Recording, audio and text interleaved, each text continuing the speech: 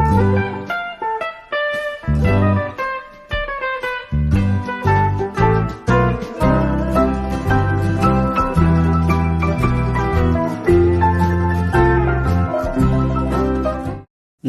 सभी को, मैं मत्तू केवट।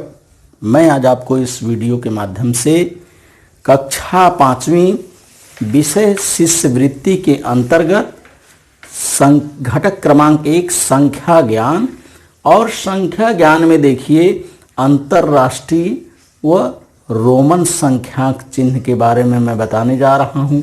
तो इसमें देखिए किस तरह से प्रश्न आते हैं स्कॉलरशिप में। तो पहला प्रश्न है, देखिए 25 को सही रूप में रिक्त स्थान है लिखते हैं, अर्थात 25 को रोमन अंक में किस तरह से लिखते हैं और उसके 4 पर्याय यहाँ दिए गए हैं। पहला पर्याय है, देखिए ये है, दूसरा पर्याय है, ये तीसरा पर्याय है और चौथा पर्याय ये है। तो हमें इस प्रश्न में देखना है कि रोमन संख्या में 25 को कैसे लिखते हैं। तो हम जानते हैं कि 25 लिखने के लिए क्या करना पड़ेगा। रोमन संख्या में 25 लिखने के लिए x और 5 लिखना पड़ेगा। तो देखते हैं कि पर्याय क्रमांक 2 जो है x और 5 है, अर्थात रोमन संख्या में 25 को इस तरह से लिखेंगे। तो इस प्रश्न का उत्तर पर्याय क्रमांक 2 जो है ये सही उत्तर है। तो उत्तर पत्रिका में हम पर्याय क्रमांक 2 को गोले को इस तरह से रंग देंगे।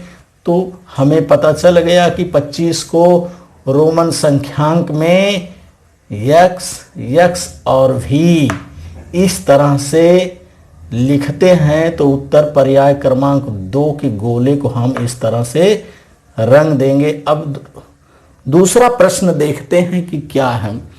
दूसरा प्रश्न देखिए, यहाँ कोष्टक लगा हुआ है और कोष्टक के अंदर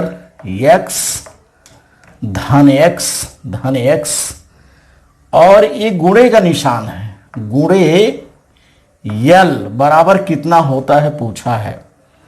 कोष्टक के अंदर देखिए धन x कोष्टक बंद हो गया है और इसको गुणे का निशान है। गुणे यल बराबर कितना होता है ये हमें बताना है।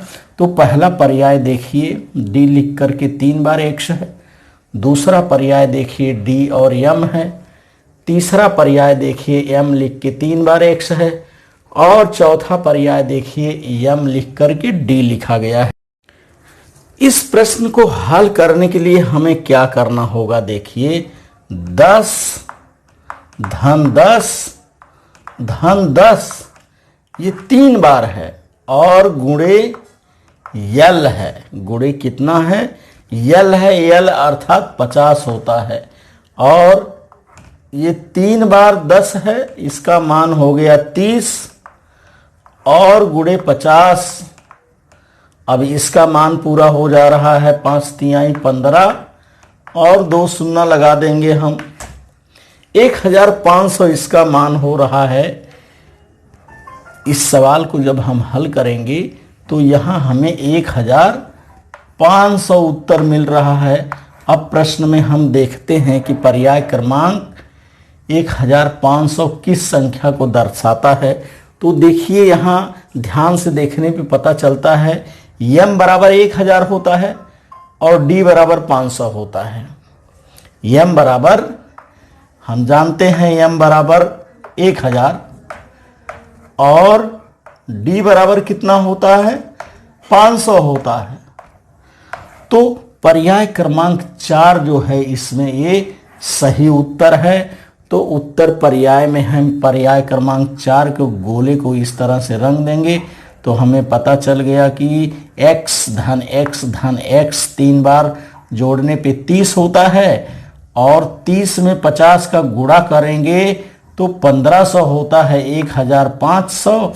और रोमन संख्या में 1500 लिखने के लिए m और d ये 2 अक्षर को दर्शाते हैं। तो पर्याय क्रमांक 4 जो है m बराबर 1000 और d बराबर 500, अर्थात पर्याय क्रमांक 4 ये इसका उत्तर सही पर्याय है और इसका ये सही उत्तर है कि m और d बराबर 1500 होता है। तो इसका पर्याय क्रमांक 4 ये उत्तर सही उत्तर है। रोमन संख्या के अंतर्गत हम प्रश्न क्रमांक 3 को देखते हैं। प्रश्न क्रमांक 3 हमारा ये है, देखिए कोष्टक में x धन v धन, फिर कोष्टक बंद है, x धन v बराबर कितना होता है। इस सवाल को हमें क्या करना है, हल करना है। हल करके इसका उत्तर ज्ञात करना है। तो इसका पहला पर्याय है, देखिए 2 बार x है। दूसरा पर्याय है x और ये 4 है। तीसरा पर्याय है x x v। चौथा पर्याय है x x x। तो इसमें हमने रोमन संख्या में कौन सा अंक प्राप्त होगा ये हमें खोजना है। तो इस सवाल को पहले हम हल करते हैं। देखिए x का मान कितना होता है 10। 10 में 5 जोड़ना है। फिर देखिए 10 में वापस 5 जोड़ना है। अब इस कोष्टक को जब हम हल करते हैं तो ये 15 हो गया और ये धन 15 हो गया। 15 में 15 जोड़ते हैं तो ये 30 हो गया। अर्थात इन दोनों कोष्टकों को हल करने पे यहाँ पर हमें 30 प्राप्त होगा। उत्तर कितना होगा इसका, 30 उत्तर होगा। ये हमें जानकारी हो गई। अब उत्तर पर्याय में हम देखते हैं। पहला पर्याय 20 है। दूसरा देखिए ये 10 और ये 4 14 है। और तीसरा पर्याय 10 10 20 और ये देखिए 2 बार 5 यहाँ लिखा है, ये गलत पर्याय है। अब चौथे पर्याय में हम जाते हैं 10 20 30। अर्थात पर्याय क्रमांक 4 जो है ये इसका सही उत्तर है रोमन संख्या में। तो उत्तर पत्रिका में हम पर्याय क्रमांक 4 के गोले को इस तरह से रंग देंगे तो इसमें हमें पता चल गया x धन v बराबर 15, x धन v बराबर 15। 15 और 15 को जोड़ने पर 30 हो जाता है और पर्याय क्रमांक 4 पर 3 बार x दिया है तो 3 बार x का मतलब होता है 30। संख्या 30 अंक है और उत्तर पर्याय क्रमांक 4 को हम इस तरह से रंगेंगे तो हमें प्राप्त हो गया कि इस प्रश्न का उत्तर पर्याय क्रमांक 4 जो है ये सही उत्तर है। इस तरह से हमें सवाल को हल करके उसके उत्तर पर्याय को चुनना है। रोमन संख्या के अंतर्गत हम प्रश्न क्रमांक 4 देखते हैं। प्रश्न है देखिए, रोमन संख्या L D C M को उतरते क्रम में लिखो। इसे क्या करना, हमें उतरते क्रम में लिखना है। तो पहले देखिए इसका पहला पर्याय है M C L D, दूसरा पर्याय है M D L C, तीसरा पर्याय है M D C L और चौथा पर्याय है L C D M। तो हमें पहले इसका मान हमें ज्ञात करना होगा कि इसका मान क्या है, तब हम इसके उतरते क्रम को हम लगा सकते हैं। हमें ज्ञात रहना चाहिए L बराबर कितना होता है, L बराबर 50 होता है, इसकी जानकारी है हमें। और C बराबर कितना होता है, C बराबर 100 होता है, ये भी हम जानते हैं। L बराबर 50, C बराबर 100 और D बराबर कितना होता है, D बराबर 500 होता है और M बराबर 1000 होता है। ये हमें ज्ञात रहना चाहिए कि L बराबर 50, C बराबर 100, D बराबर 500 और M बराबर 1000। तो ये प्रश्न है देखिए बच्चों, रोमन संख्या में L D C M को उतरते क्रम में हमें लिखना है। तो ये देखिए हमने संख्या L का मान लिख लिया, C का मान लिख लिया, D का मान लिख लिया और M का मान लिख लिया। अब हम इसको क्या करना है, उतरता क्रम लगाने के लिए उतरता क्रम लगाने के लिए हमें सबसे पहले बड़ी संख्या को लिखना होगा। 1000 होगा, फिर 500 होगा, फिर 100 होगा, फिर 50 होगा। अर्थात पहले इसमें M होगा, फिर D होगा, फिर C होगा और फिर उसके बाद L होगा। ये इसका उतरता क्रम हो गया। ये 500 है, 1000 है, ये 500 है, ये 100 है और ये 50 है। अब हम ध्यान से देखते हैं कि इसमें कौन सा उतरता क्रम सही है। MD नहीं है, ये संख्या नहीं है। MD LC, L यहाँ पर है, L माने 50 होता है, ये भी गलत है। और ये MD CL अर्थात पर्याय क्रमांक 3 जो है यह इसका सही उत्तर है। पर्याय क्रमांक 3 ही MD CL जो है ये इसका उतरता क्रम है। अर्थात उत्तर पर्याय में हम पर्याय क्रमांक 3 के गोले को इस तरह से रंग देंगे तो हमें पता चल गया कि रोमन संख्या में 1000, फिर 500, फिर 100, फिर 50 अर्थात MD CL यह इसका उतरता क्रम है। उतरता क्रम अर्थात MD CL पर्याय क्रमांक 3 जो है ये सही उत्तर है। प्रश्न क्रमांक 5 को देखिए कि क्या है। घड़ी में 11 बजने पर रोमन संख्या चिन्ह रिक्त स्थान है यहां दिखाई देता है। अर्थात घड़ी में जब 11 बजते हैं तो रोमन संख्या का कौन सा चिन्ह दिखाई देता है। तो उत्तर पर्याय में देखते हैं। पहला पर्याय ये है, ये दूसरा पर्याय है, तीसरा पर्याय है और चौथा पर्याय ये है। देखिए तो ध्यान से हमें देखना है कि 11 रोमन संख्या में 11 लिखते कैसे हैं। पहले है ये हमें ज्ञात होना चाहिए। 11 लिखने के लिए x 10 और 1 11 इस तरह से लिखते हैं, हमें इसकी जानकारी है। रोमन संख्या में 11 ऐसे लिखते हैं। तो उत्तर पर्याय में देखते हैं कि कौन सा पर्याय सही है। x ये 5 और 1 6 16 है, ये 10 और 1 11 है ये अर्थात, और IX ये 9 है और ये पर्याय देखिए गलत दिखाई दे रहा है। अर्थात पर्याय क्रमांक 2 जो है यह इसका सही उत्तर है।